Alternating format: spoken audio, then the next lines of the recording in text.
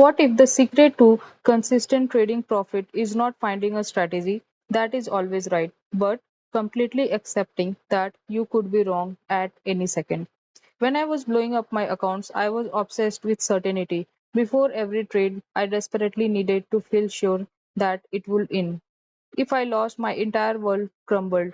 I would down in self doubt, blame my strategy, and then start revenge trading, trying to force the market to give me the win I thought I deserved. I felt so exhausted from this emotional roller coaster that I was ready to give up on my trading forever. But Chapter 6 of Trading in the Zone by Mark Douglas completely shattered my approach. He reveals that professional traders don't think like retail traders at all. They have what he called the market perspective. Today, I am going to share the exact mindset change that covered my fear and transformed my journey. In Chapter 6, Douglas explains a fundamental truth.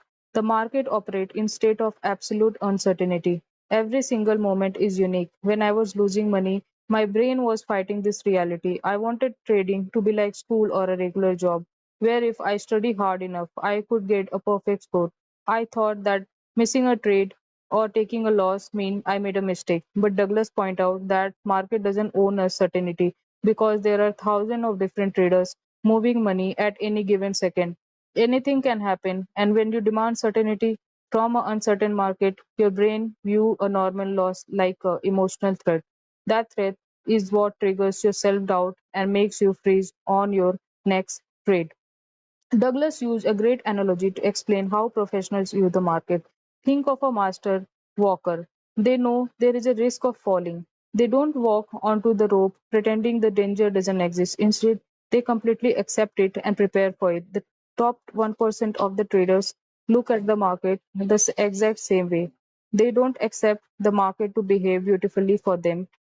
They look at the chart and say, here is my setup. It has a high probability of working, but I have absolutely no idea if the specific one will win or lose. And that is completely fine. When I stopped demanding to know the future, my revenge trading stopped instantly. Why would I get angry at a loss if I already accepted that the loss was perfectly normal possibility?